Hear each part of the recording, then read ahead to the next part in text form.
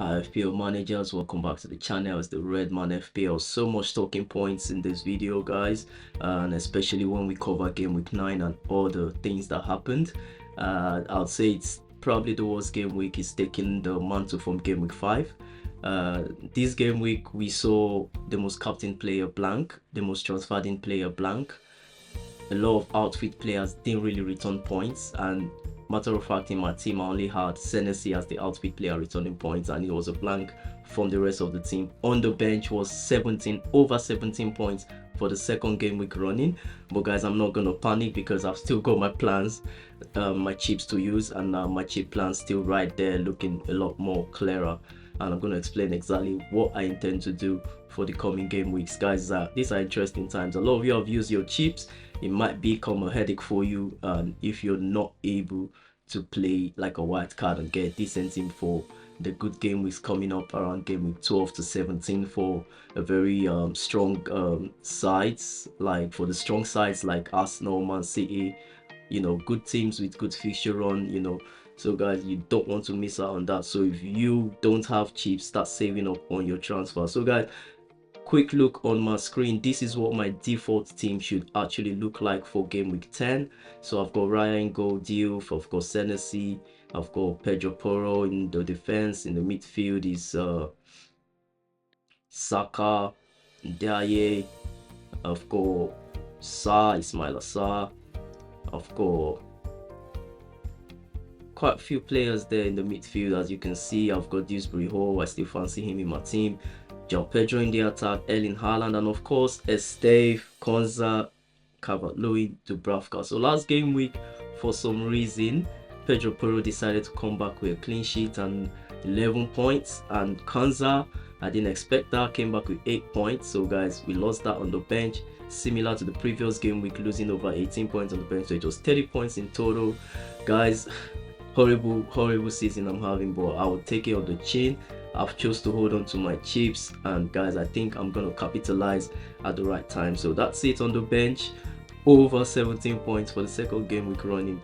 Horrible time. So guys, in this video I'm gonna talk you through my the game week 9 review, which we are pretty much doing right now. I'll talk about Liverpool and Man City. Guys, horrible time as a Liverpool fan. I'm not happy, honestly, because everything going on in the team right now was avoidable. We could have done differently. We could have signed Gw9 after having what was his name in the team, talking about Ekitike. We could have done that, but guys, this is where we are right now. We don't have a solid defense. The playing style is different, so teams seem to send the balls to the Liverpool defenders a lot more. So, and that's made us see that Konate is not the best one-on-one defender. And of course, we can all see the weaknesses in the Liverpool team right now. And I think what Arne Slot needs to do is go back to that high press that Liverpool is known for, play the typical style they used to play.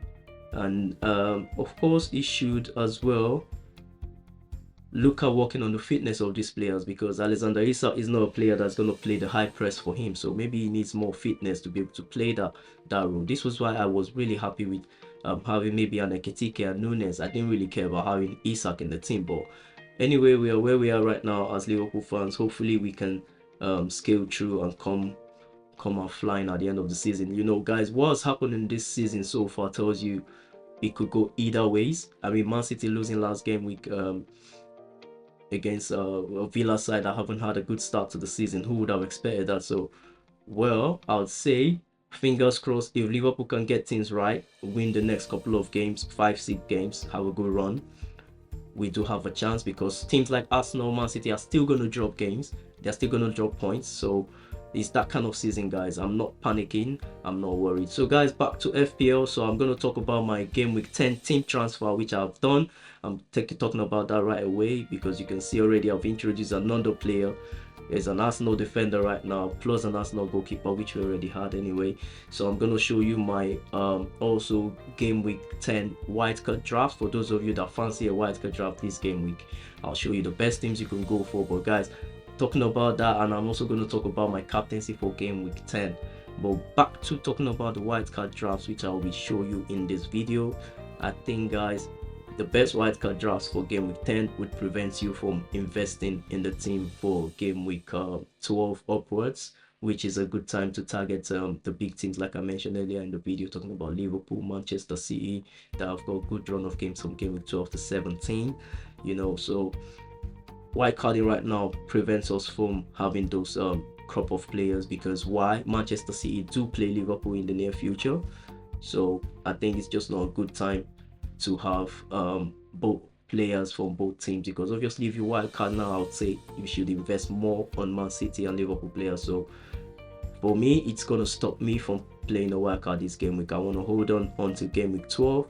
So just after game week 11, I would be playing my wildcard and looking to invest on the Liverpool and of course the Manchester City assets. So guys, this is what my team is looking like. I've done a transfer. I took out Ezri Konsa this game week and I brought in Jurriën Timber. Obviously the way to play right now this game week, I'll say, is go for the Arsenal defenders, double up on them as soon as you can, you know, if you've got a free transfer or if you're playing a cheap. So guys, I've gone for Timber if I can do it. So why do I need to play a white card? So I just prefer to have this because I know in the near future, around game 12, 13, 15, I wouldn't need Arsenal double defenders. I would rather be invested in other teams that have got decent fixture run, talking about Liverpool, Man City, etc. from game week 12. And just in case you wonder what I'm talking about, I've talked about this fixture run in my previous video, so feel free to go watch it and just have a clear mind of what I'm talking about. So guys, this is the fixture difficulty rating starting from game week 10. So I'm going to take you through game week 12 upwards on Liverpool and Manchester City, so keep an eye on those tabs. So in game week 10, the, Liverpool play Villa, Man City play Bournemouth, and then in game week 11 they play each other, and then in game week 12 it's Nottingham Forest for Liverpool, Newcastle for Man City, and then West Ham, Sunderland, Leeds United for Liverpool, and then it's Leeds, Fulham, Sunderland for Manchester City. Guys, I do fancy these fixtures for these guys around that time in the season, so I think I would be wildcarding in game week. The plan now is to wildcard in game week 11, prepare for a bench boost around game week 13, which I've mentioned earlier that game week 13 looks like a decent bench boost week where Liverpool play West Ham, Man City play Leeds, and of course another good run of game for Brighton playing West Ham. I think that should be decent for Brighton. Brighton, one thing about them, they always score goals, you know, doesn't matter their form. Only fixtures I'll tick off from game week 13 will be Chelsea playing Arsenal. But guys, where I pick where I'm gonna draw inspiration from is the fact that both teams tend to score a lot of goals. So yeah, that should be a high scoring game. So guys, that's it for my game week 9 cover up, and this is my team. So I think this is a decent squad. Only other plan I would probably do is bring in a striker, talking about maybe bringing in MATETA. I fancy him. I don't like Haaland as a captain. We all seen what he could do as a captain in a certain game week if it's not going their way. So yeah, I would like to have MATETA as a captain and then move Dewsbury Hall over to the bench.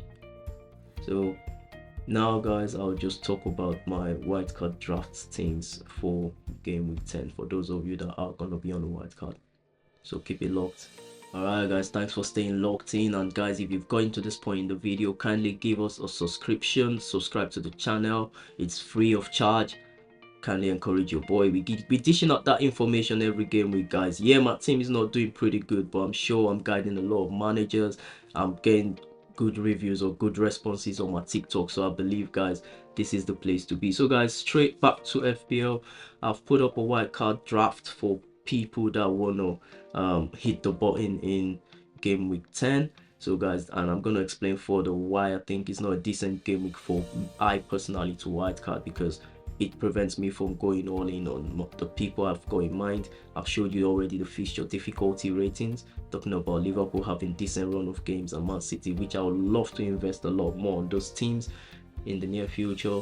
I want to have a Salah Ekitike combination or Isak somewhere there.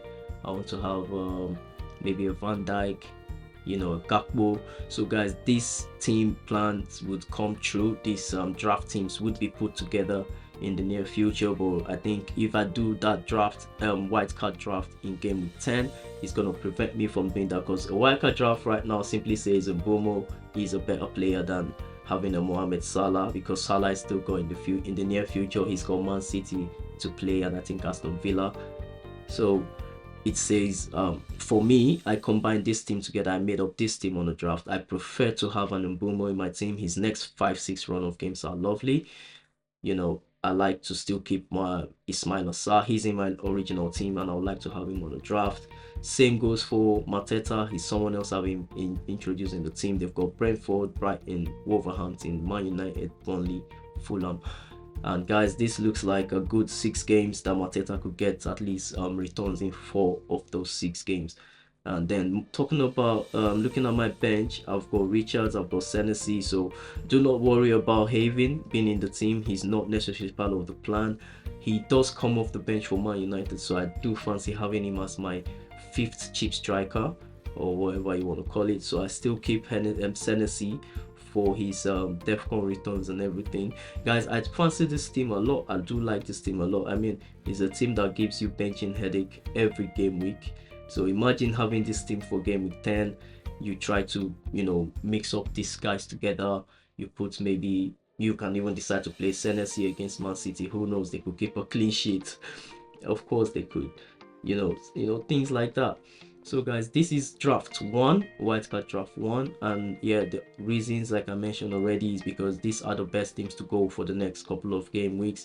Arsenal is only there because they've got a good fixture run for the next 3 game weeks, and guys, after that is Chelsea, is Brentford, is Villa. They could win all their games.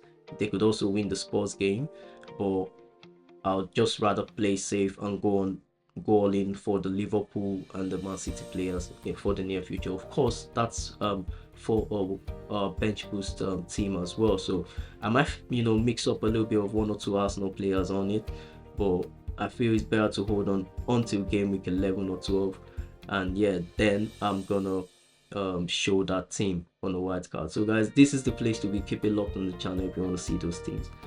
And there is another white card draft. This has got a lot of cheap defenders. Rodon is in the team. Mukiele made the team. You know, Richards for Crystal Palace. Decent run of games for these players. You know, not the best for Rodon, but of course he's interchangeable, and he can always give you DEFCON returns. He's interchangeable with Mukiele. Mukiele returned about 17 points in one of the recent games for Sunderland, so I do fancy him. So guys, this is another draft team that you would come up with if you want to hit the wild card this game week, and I don't think it gives you much of an option for game week 13 to 17 in particular, or 12 to 17. I would like to always include 12. I fancy game week 12 as well, so I don't think they give you much of an option. So I did force Mohamed Salah in this team, but you know, doesn't make sense, or I couldn't really make it happen to have a Van Dijk there or an Ekitike there, because guys, looking at a Welbeck, he's got a good run of game, he's cheap, he gives you room to have Haaland, Salah, you know, which would be the plan. So I'd rather deal with that headache closer to game week 12 to have Haaland, Salah, Ekitike instead of a Welbeck 4-star, you know. So guys, these are just my thoughts ahead of the game week, so I hope it helps somebody out there, and if it does, kindly support the channel by subscribing. That's all man's asking of you. So guys, this is my team for game week 10. Things could change. I could do João Pedro to, you know, Dewsbury Hall and have him in the team, and at the same time I could also make another transfer for -4. I fancy playing that way. I want to go for a -4 and have, I also could play Dewsbury Hall, you know, and have this 5-man midfield, but I could actually take a -4, guys. It's just the other thing I want to chip in, because I fancy having a MATETA as a game week captain. It's just crying out for goals. It's crying goals. So I do like to have MATETA for -4. I don't know if I want to take another -4 hit this time in the season. I've done twice already, and yeah, one worked, one didn't work. So FPL managers, you tell me in the comment section, is it smart to go for a minus for bringing in Mateta in my team and have him as the game captain, because I honestly would tell you I'm not trustworthy of Erling Haaland at this point in the season anymore. So yeah, that being said, but I fancy Mateta. His next run of games are nice as well. You can have him as a differential captain. Obviously, when a white card, I want to have Mateta in my team as well. So guys, that's it, and that's my plan for game week 10, and I wish you all the best of luck ahead of the game week. Stay on the side of the green arrow. Kindly hit the subscription button, follow me on the YouTube channel, and guys, I've got a TikTok active channel as well. I go live stream there sometimes, engage with the followers, and it's quite interesting. You can hit the link in my bio, subscribe. Yeah, keep an eye out for the update for when I'll be going live. Thank you, and see you all next time. Take care.